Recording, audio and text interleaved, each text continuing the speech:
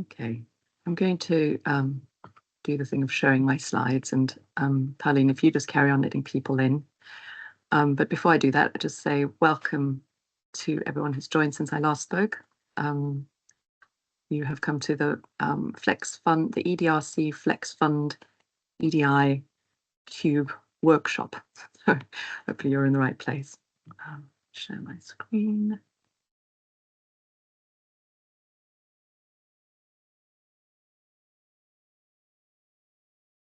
Can you see that, Paulina? Yes, I can. Oh, great. I can actually see you now as well this time, so that's good great news. Okay, I'm going to get started because we've got a lot to get through, and obviously we want to give ourselves enough time. So as I said, my name is Sarah Higginson. I work at Birmingham University, but I work for EDRC, which is the Energy Demand Research Centre.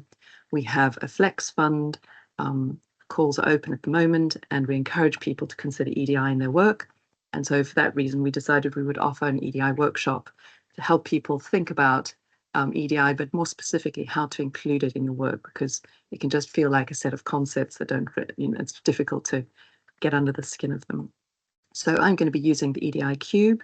This was developed during CREDS, which is a previous investment in energy demand research. But there are lots of tools. This is just one, and so feel free to use your own tools. You don't have to use the Cube if you're applying for the Flex Fund. So we might start by asking ourselves, what is EDI?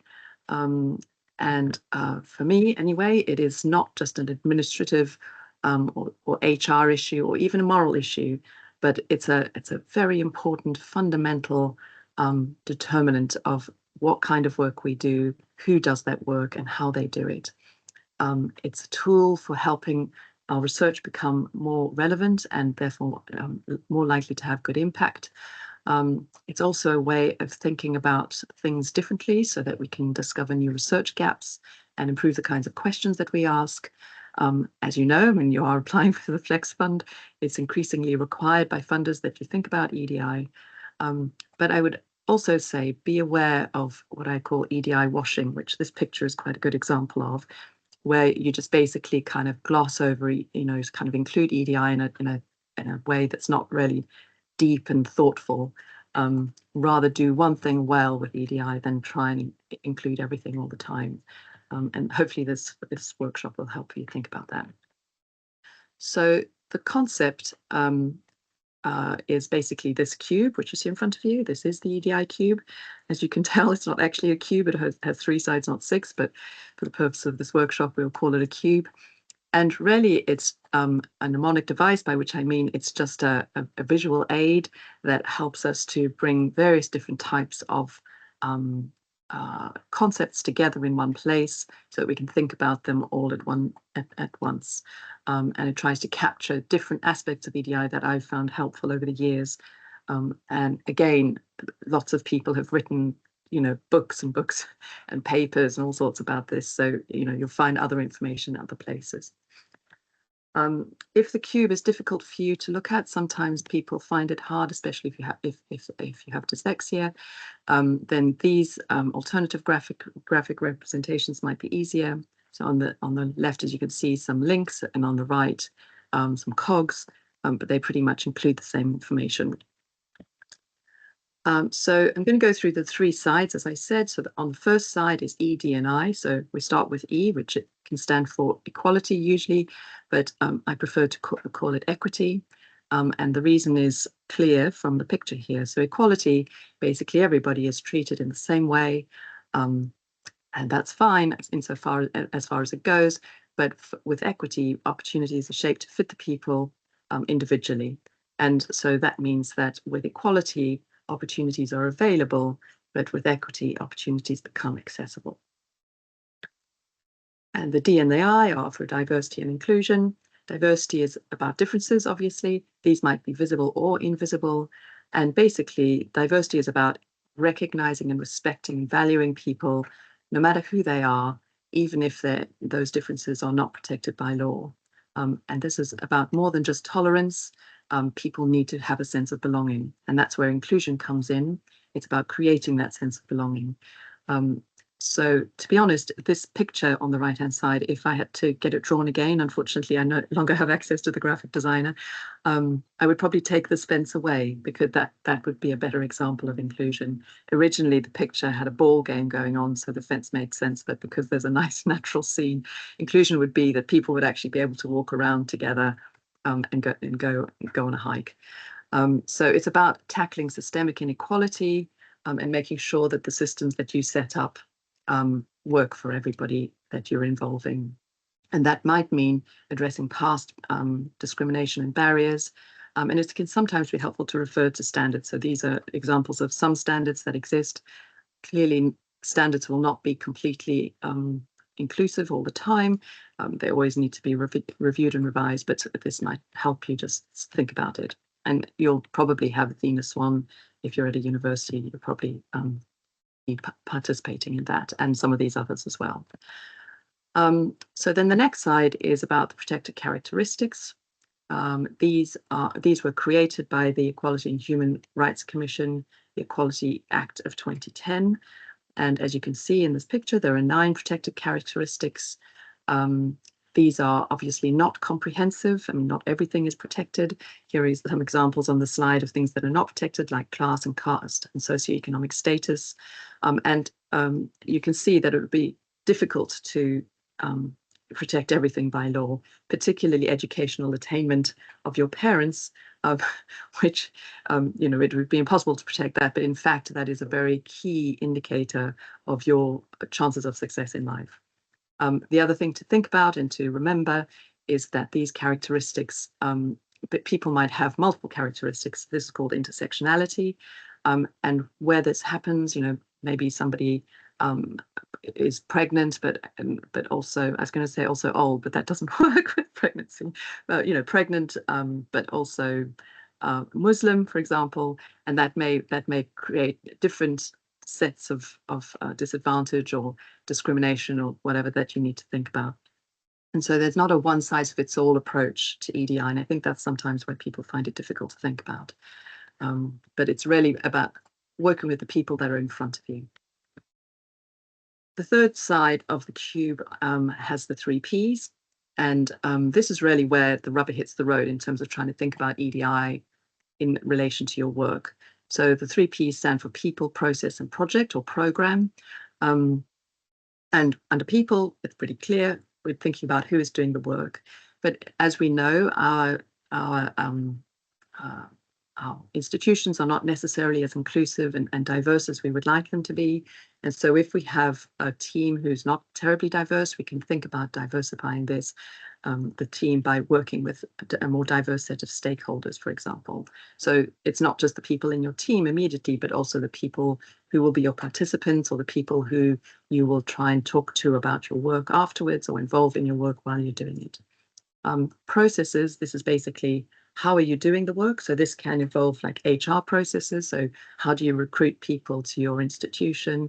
But it's also about how do you do your data collection? How do you involve your participants? What kind of processes do you use for doing that? And then project, I think this is kind of the most exciting part.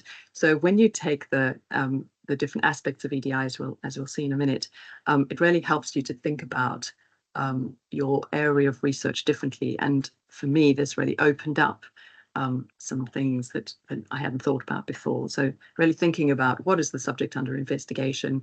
Can we come at it from a different angle using an EDI lens? So an example of that is here where EDI raised a research topic in its own right. In particular, during CREDS, we started working on energy demand and its relationship with racialization. It was interesting because we discovered that fuel poverty research would have been going on at that time for about 30 years. At that time, anyway, this has changed since, really wasn't considering race at all, which was quite surprising and rather shocking, actually. But it opened up an enormous space for research to take place. One of those pieces of work you can see in this diagram where a colleague of mine, Uttara Narayan, who's now doing her PhD at Manchester University, came up with this tool to think about your research in relation to race. So you may be interested in that if you're interested in race. And we also, she and I worked on a little project called Repair, which was funded by another consortium called Access. And if you're interested, you can click on that link. I can make these slides available. So now I'm going to stop talking and we're going to do, well, I'm going to talk a little bit more just to introduce the case study, but we're going to do a little bit of work together to try and help us think about these things and kind of get under the skin of them. So we're going to do it. We're going to work on a case study, which is presented in this paper if you're interested in looking at it more. And I'm just using a very kind of truncated version of the case study for the purposes of this workshop. But basically, the case study looks at an attempt to install publicly accessible electric vehicle charging points in County Durham in 2021. And they were trying to do something quite good. They were basically, as it says here, they were trying to make EV charging points publicly accessible. But they got into a little bit of trouble, and we are going to think about that. If for those people who are interested, this paper is also really interesting in terms of thinking about the scientific method being presented as producing objective knowledge that is free of bias. But clearly, for those of you in the room who are social scientists, you will know that is not true. But if you're interested in the production of knowledge and issues around that, then this is also an interesting paper. So some of the inclusion issues that are raised by this case study, sorry, let me go back a step. So basically what happened was that the county council in Durham wanted to install these EV charging points so that they would be within a 5-minute walk of people's home. I think it was 5 minutes, maybe it was 10. And so they accessed a piece of council land, and they put some charging points. I think it was already a car park. They put some charging points in the car park, and they thought, isn't that fantastic? However, they forgot about the needs of people in wheelchairs, and so they got into a spot of bother. People, there was some protests and so on, and they had to deal with that. And so what happened to them is not really important. We are going to try and think a little bit about how we might have done that differently using the cube. So we'll get to that in a second. But just to introduce you to some inclusion issues, there are 2.5 million people in the UK who are disabled by the transport system, and that means that they have to rely on private transport. Sorry, and one of the things that was interesting in this case study was that a percentage of car parking spaces were made into EV charging points, but they were not. But obviously, we're trying to get rid of fossil fuels, and so there was an argument that maybe all of them should have been made into EV charging points. As you will know, if you ever use a car park, we also have very limited what they call disabled parking in parking lots, and there was an argument that all spaces should be able to be used by people who have limited mobility. Because that would be an inclusive system. So, you can think, you start to really get under the skin here and think about how we provide parking differently if you think about it from an EDI point of view. And so, and the last point here is kind of important. So considering people's needs is not the same as supporting them. So this is really the difference between equality and equity, right? So trying to think about, just to say, oh yes, we've thought about wheelchair users, they can park over there in that space. It's not the same as actually making them feel like they belong to the society that they're a part of. So what we're going to do now is Paulina's going to put us into groups, and we're going to use the EDI cube to help us think about more inclusive ways of designing the scheme that I've just described. So imagine that you are working for the council. You want to set up some EV charging so that people can. You want to set up a more inclusive transport opportunity.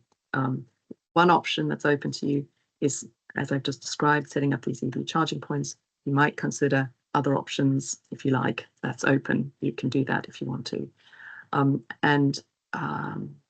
Actually, one thing that I did mean to do, I'm just going to skip back in the presentation very quickly. if you would like to take a screen grab of the EDI cube so that you've got it in front of you and that will give you the protected characteristics, then go ahead and do that now. Usually I'm live in a room with someone and I can just put the slide up. So, but if you want to do that, just give you a second. Okay, I'm assuming that everyone's done that. If you haven't, we can help you later. Back to here. Yeah, okay, so Paulina, if you could, first of all, does anyone have any questions about what we're about to do?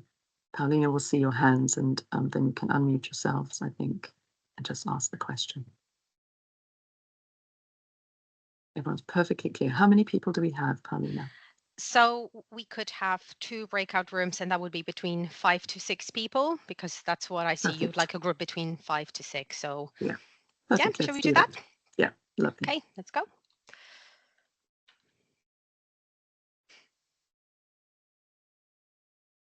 Yeah, okay.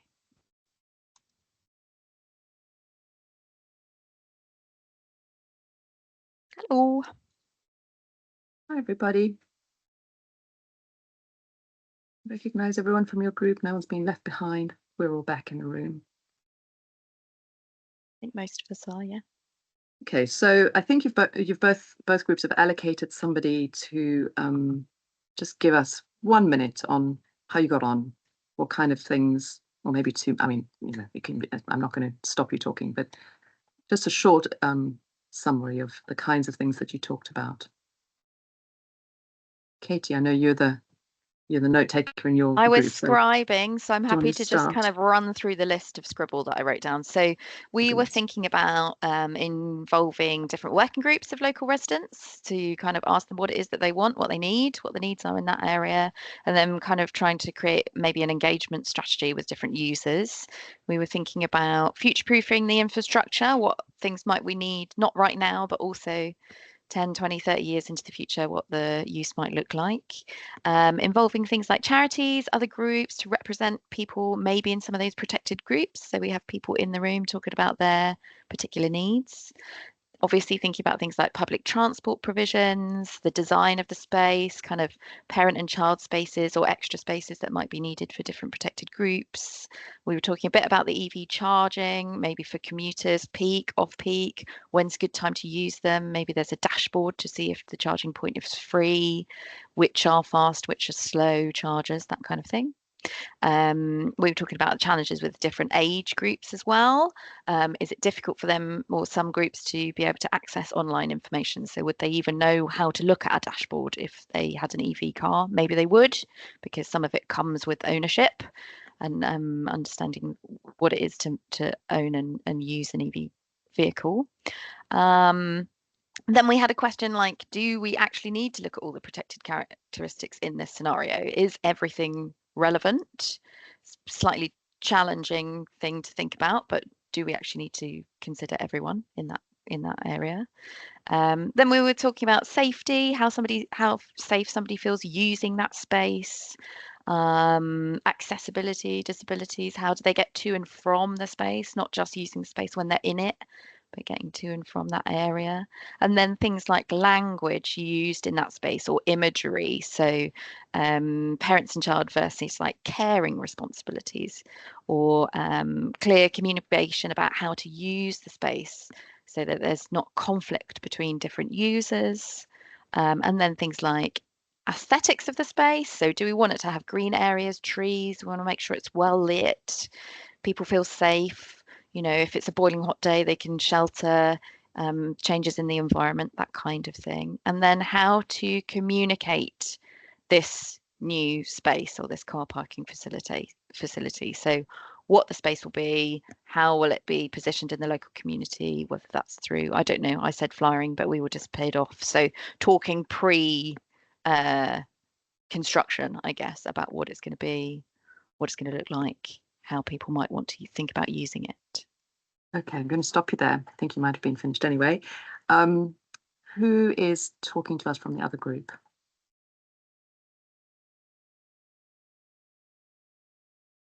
I'm not sure who's necessarily who's in the other group.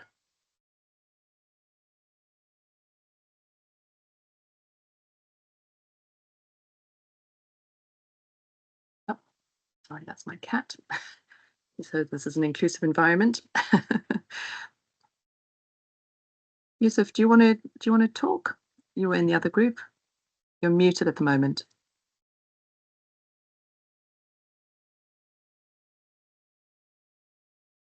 Paulina, can you unmute Yusuf? I don't know if he's struggling because he's not at Sussex.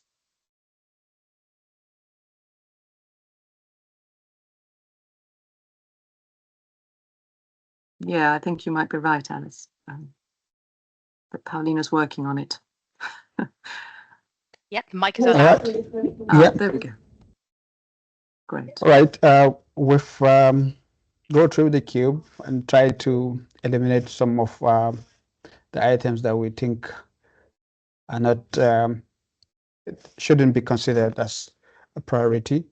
And then we went to the equality, diversity, and inclusion side. I'll come into bits of everything, and then we add up with the people, process, and the project, trying to have a cube, but we have a broken cube from the bottom where we eliminate, try to eliminate.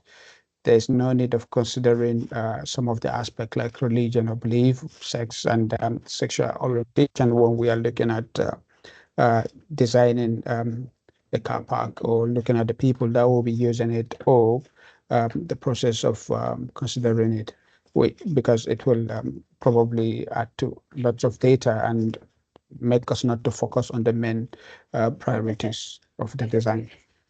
And we picked up age as one of the factors that is really important, where we consider every group, age group, need to be really considered, where the elderly and the senior people need to be considered, and then the middle-aged young ones need to also be considered, because they need to be advised on how to use public transport, try to as an alternative way. And the younger ones, where we consider them is to look at all safety aspect of using the EV points, where you can come with your young one, and then he might be in the car or might be around the car, and then try to access some electric stuff that is really dangerous. And then we look at the equity diversity section of that, which we said probably there might be some needs to increase spaces in the car park, and to provide allowance for people with very small kids or pregnancy or on a maternity, so that even if they're using those spaces, it should be generous for them to have flexibility of doing things within the car. And in terms of who is involved, we've started discussing who should be involved. Then we said it's really good to first of all get the user needs through probably a survey, and identify what kind of users are going to be using, because we can't just allocate a full park and then put lots of spaces for disability. We need to consider that region, or a particular region, how many percentage of people having disability, and what's their needs. Are they willing to go onto EVs, and then what's kind of EV, because of profitability of any business aspect. So we need to also consider that. I think in a nutshell, that's where we kind of stop, but probably there are lots of points I missed. And that's okay. It's just to get a flavor. No, it's just to get a flavor. We're going to run out of time. So I think one of the important things that you started to talk about was measuring some of these things, and allocating resources. I mean, Katie, your group also talked about this a little bit. Allocating, I mean, basically everyone has limited resources, right? So we can't all do everything. So it's thinking about how you justify the decisions that you're making, and and then being able to stand by that. So I think it's really the point of the exercise is to help you think about exactly that, how you make decisions, and that you've actually thought about these things, right? You haven't just gone ahead and not thought about them. Sorry, the cat has been a pain. He wants to come and sit on me. So what I'm going to do now is go back and share my slides again, because a couple more little things I just want to cover. Hopefully I can find them. There they are. Can you see that? Yes. Let me get into presentation mode. If I can get rid of it.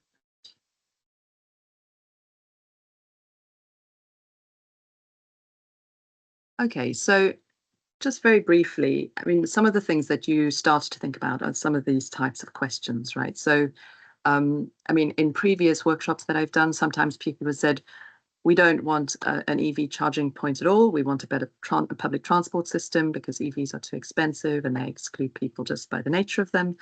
Or we want like an EV system, but we want people to we want it to be a car club so people can come and fetch the cars. They don't have to own an EV to use the space.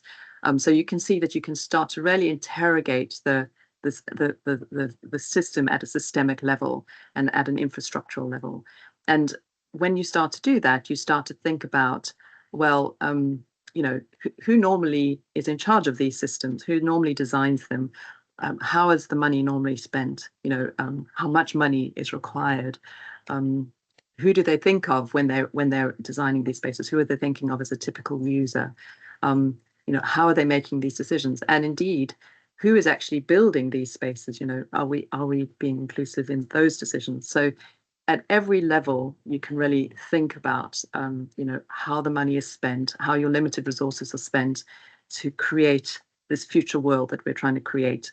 That is, I mean, I would say when Katie was speaking about planting trees, I didn't make the point, but you know, we might also want to include nature in our systems and more than humans. So these are that's not in the EDIQ, but it might be part of what we want to do. So we don't have time today, unfortunately, for you to think about your own projects, but you know, I would encourage you to take on this kind of exercise with your own work and think about, you know, what if I added, you know, what if I thought about pregnant women when I was in my work, or what if I thought about different religions or different racial groups? What would that, or I mean, that's a construct, isn't it? But the notion of racialization in relation to my work, how would that change things? Would that be interesting? Would it open things up a little bit? And it's really important then to think about this practically, because like the people who are designing a car park, you have limited resources, your own time and the money that you have is limited. And so you really need to think about how will you use that in terms of what data you collect, how you analyze it, what kind of methodology you have, and so on. And thinking about the impacts of all of that will be really important. So I think, yes, here we go. So this is a very small text. I apologize for that, but this is a very helpful tool by the National Institute for Health and Care Research, the NIHR, and they actually help you to think about these things very clearly. So you can see, looking at the team that you have, looking at the historical context of structural inequality, how will you select your participants? What influence does this have on your budget? Do you need to involve the public in some way? Both of your groups talked about that a little bit. How does this affect the way that you collect data and analyze your data and present your data? And what does it mean for dissemination and implementation impact? So we can make these, we'll be making these slides available somewhere, somehow, I guess on our website. So have a look for that. And I think this recording, we'll check up with Pauline at the end exactly what's going to happen with that. But I think there's going to be a recording made available. So these questions will be available. They're also on the CRED's website. So if you want to use this work, you're very welcome to do that. This is my name. You can email me if you want to. And this link for the EDIQ will take you to the questions that I've just been talking about, if you want to be able to see them there. And it also has a whole lot more resources, books and papers and things that you can read, mostly relating to racialization, because that was the area that I was interested in at the time, but not exclusively. And I'm going to stop sharing. Hopefully that has brought us quite close to the end, which it has. Seems like it's perfectly designed. Does anyone have any final questions before we go? Paulina, do you want to just clarify what's going to happen with this recording? Yep, the recording will be edited and then it will be shared with everyone either today or tomorrow. Okay, great. And then we'll put it on the website and hopefully we'll share on our YouTube channel as well. Okay. We might have a little think about exactly how we edit it that makes sense to people who weren't here with us. Anyway, any questions from anybody? Katie is here, so if you want to ask questions about the Flex Fund, you could probably do that too. No, great, fantastic. Well, thank you very much for coming. I hope you found it useful. I guess I would just encourage you to make EDI a reality in your work. But because if you weave it through what you're doing, then you don't. Then that's how we create a diverse and inclusive society. So, yeah. Can I just say, if anyone has a question, can they just raise their hand and I'm going to unmute them? Because otherwise, I don't know if anyone would like to ask something, or you can just write your question in the chat window. So far, everyone seems very silent. So I think we'll take that as everyone's ready for, well, a cup of coffee or something. Great. Okay, thanks everybody. Good luck with your applications, and we'll hopefully see you again soon. Thanks, Sarah. Thanks.